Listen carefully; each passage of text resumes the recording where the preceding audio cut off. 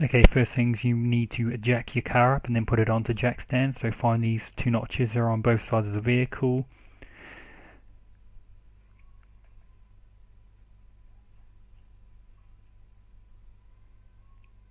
So jack your car up and then once it's high enough, slide in your jack stands.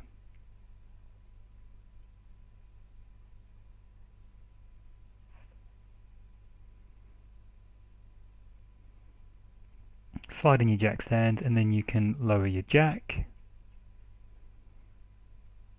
There we go, both sides are now on jack stands. I've left the jack there just as a backup.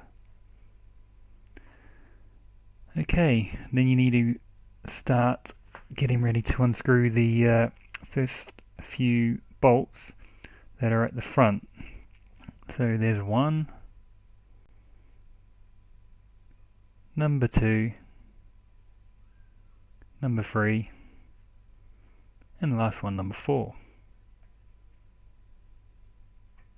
There's these little clips. There's two in the middle and two at the end. They're a pain in the ass to do.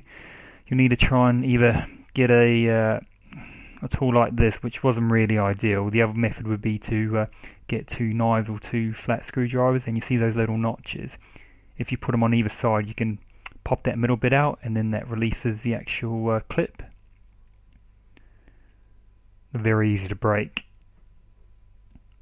So once you pop them out, you'll see how they're extended a little bit in the middle. That will just slide on out, so you can then release that bottom tray underneath your engine bay. I used this, but it would have been easier just using two flat screwdrivers, really.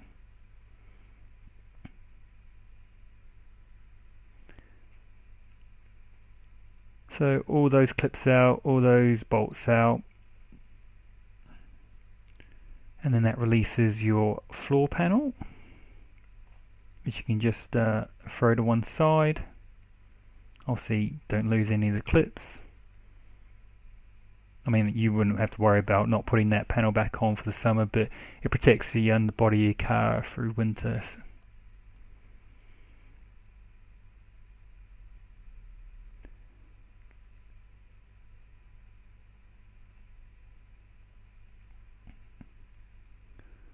Sorry for the shakiness, it's hard doing this with one hand holding the camera.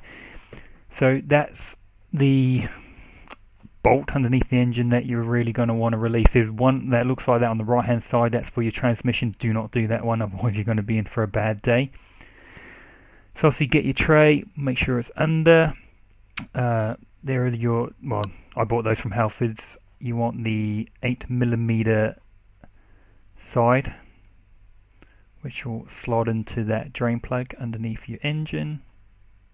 Make sure you're wearing gloves because that oil is going to be hot if you've just used the vehicle.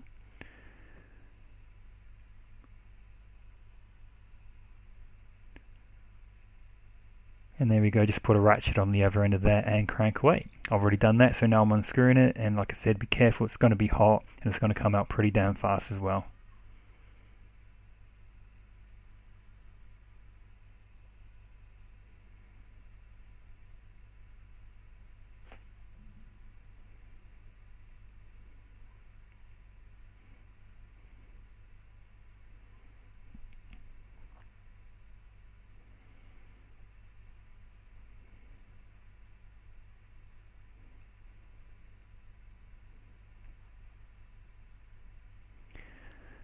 It takes about a good 5 or 10 minutes to drain, so you're in for a little bit of a wait.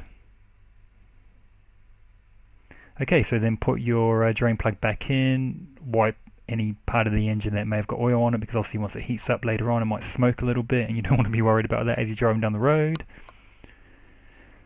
And then take out the dipstick, give that a wipe.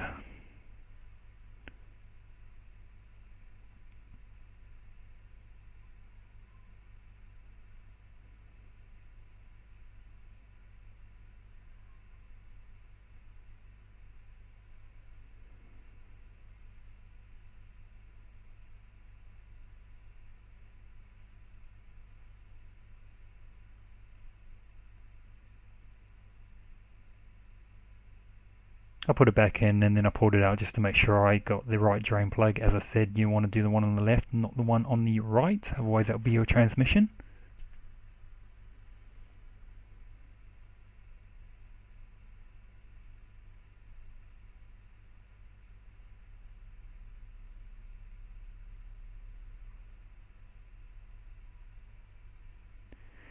So then grab your funnel, pop it in, 530 oil. The engine takes about 4.8 litres.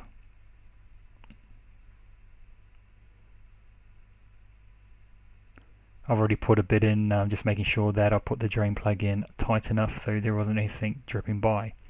Okay, so you also need to change the oil filter. Now I recommend removing this clamp, which then release that hose, which will give you a bit more space depending on what different type of oil filter tool you have. I've got two, so I've got that version, and I also have a chain one. Now I actually didn't have to use any of them because when I went to try and loosen mine, it was already pretty loose, so I managed to do it with my hand, which was great because it's cramped in that tiny little space. But this is just me demoing how I would have done it if I had to use one of those tools.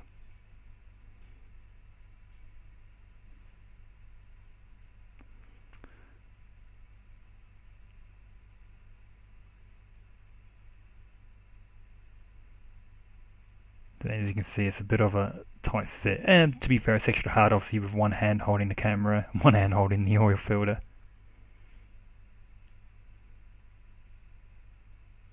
Anyway, that's the old one I removed off camera. I was just showing you in case you needed the model number or anything like that. And this is a new one I got from Wilco. Again, you can pause the video and have a look at the model number if you're after that one.